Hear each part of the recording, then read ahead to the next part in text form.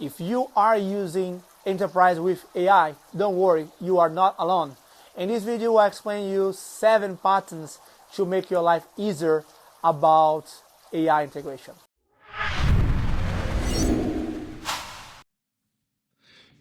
Before start, it's important to highlight when we talk about integration between AI and enterprise, we have at least 2 ways to do this integration. The first one is the integration to use AI to generate code, where we have a couple of methodologies such as vibe coding and aspect-driven development.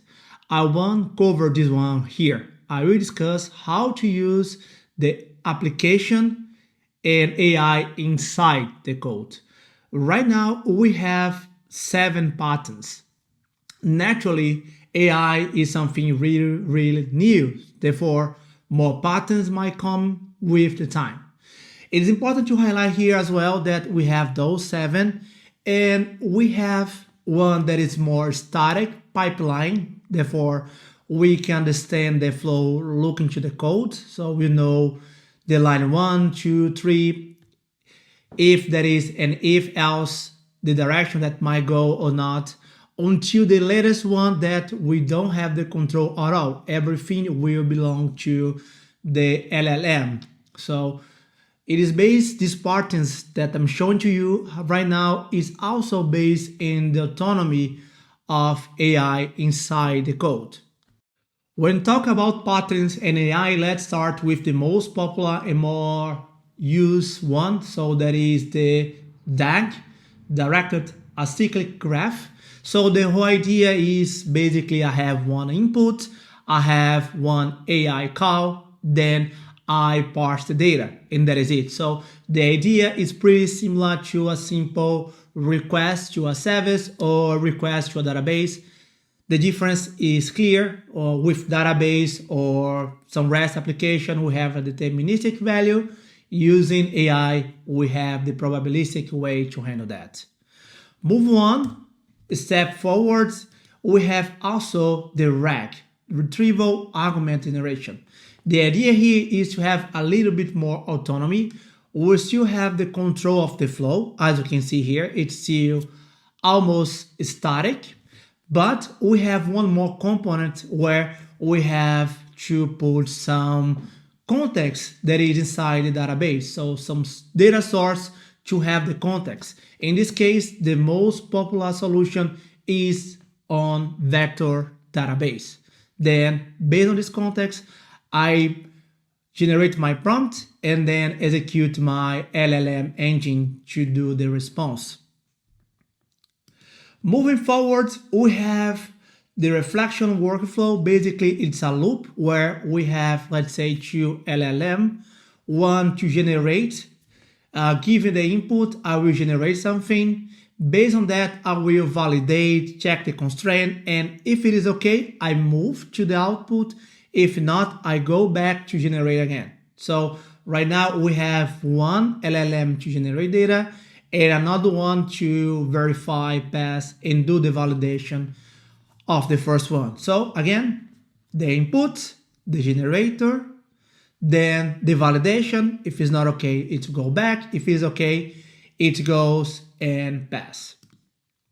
Moving forward, we have the planning pipeline. So the idea here is, for example, in e-commerce, where we have several deterministic executors or tools where my LLM will planning the execution. For example, I have my assistants in my e-commerce and I'm do the login, and then I request to my assistants to check my orders. So I can use a database or a request to get that information. So my LLM, based on my text, will understand that, okay, to have information about my account, I can do this kind of thing.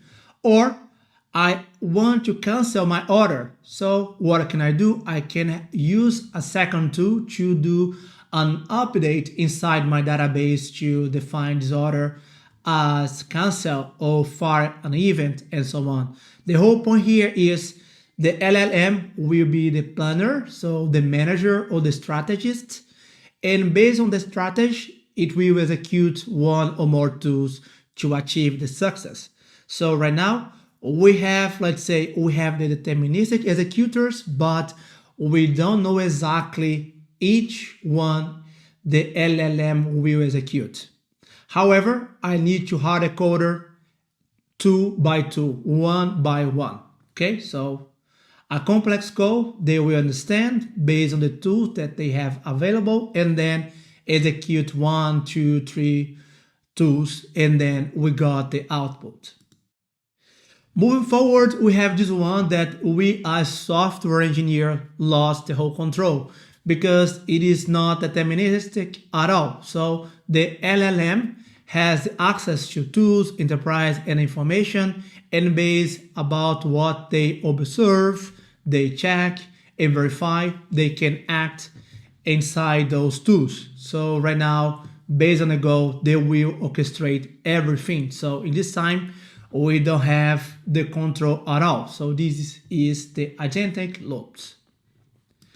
Moving forward, sometimes it is hard to have a single agent to execute multiple tasks, or sometimes the task is super complex that is better to use the Roman divide and conquer strategy. This way, we have one agent that will be the supervisor or the manager of single agent. So I have one goal, I break a small task, give this task to agents, and based on that result, I will aggregate, and then I have the result.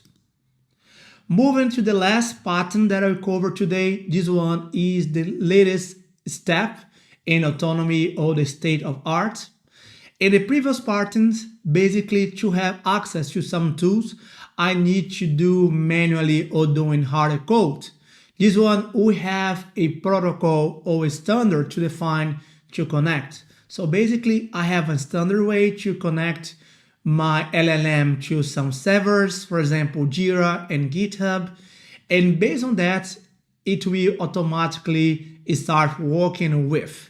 For example, I want to create a bug, and based on this bug, I want to create a branch. So the LLM, knowing about those resources available, they can create the Jira ticket, and with this number, it will create a branch inside the GitHub repository. So that is it for today. So we cover those 7 AI patterns. Remember, we have one that it will have the static flow, so we have more control and we understand about the next step of the instruction.